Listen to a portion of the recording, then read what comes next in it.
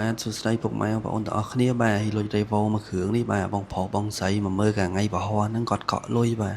គាត់សុំថ្ងៃអាទិត្យថ្ងៃល្អចាំឲ្យជួយបើកទៅឲ្យគាត់ដល់ផ្ទះគាត់បាទអញ្ចឹងឥឡូវយើងធ្វើដំណើរចេញទៅហើយបងប្អូនបាទបងប្រុសបងស្រីគាត់ឡើងមកមើលឡាននៅថ្ងៃប្រហោះម្ដងហើយបងប្អូនបាទគាត់មកមើលគឺគាត់និយាយថាដូចអ្វីដែលខាងជើងធានាជូនគាត់មែនបាទឡានអត់បុកអត់ប៉ះកាត់តស្ងោដោពណ៌អញ្ចឹងគាត់សុំថ្ងៃអាទិត្យចាំគាត់ឲ្យយើងយកឡានទៅឲ្យដល់គេហដ្ឋានគាត់ណាបងប្អូនផ្លូវមាត់ទន្លេដែលយកគេធ្វើ Walk Street ហ្នឹងបងប្អូនបាទអញ្ចឹងគេរៀបចំក្រុងស្អាតមែនតើបងប្អូនបាទហើយផ្ទះបងប្រុសបងស្រីក៏អត់នៅឆ្ងាយដែរបងប្អូនគាត់នៅរោងចក្រ Tiger រោងចក្រ Tiger Haniken នៅផ្លូវជាតិលេខ1យើងហ្នឹងបងប្អូនបាទឥឡូវយើងដល់កោះនរាហើយបងប្រុសបងស្រីគាត់អ្នកស្រុកព្រៃវែងបងប្អូនអ្នកស្រុកព្រៃវែងស្វែងតយើង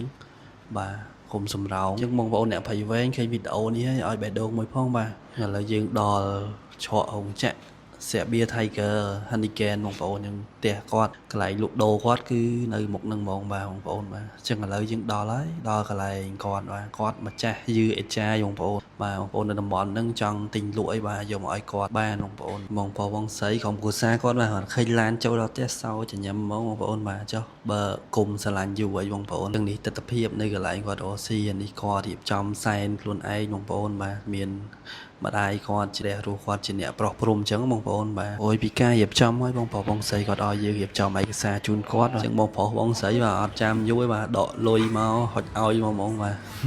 ទិញលុយសុទ្ធបងប្អូនបាទអញ្ចឹងសម្រាប់ពុកម៉ែបងប្អូនចង់បានឡាន pick up ឡានស្អាតស្អាតបាទអាចតាក់ទងមកខាងឃ្លាំងលក់រថយន្ត HHS 678យើងបានបាទអញ្ចឹងងាយស្រួលមែនតើបងប្អូនគ្រាន់តែវាយនៅក្នុង Facebook ក៏បាន TikTok ក៏បាន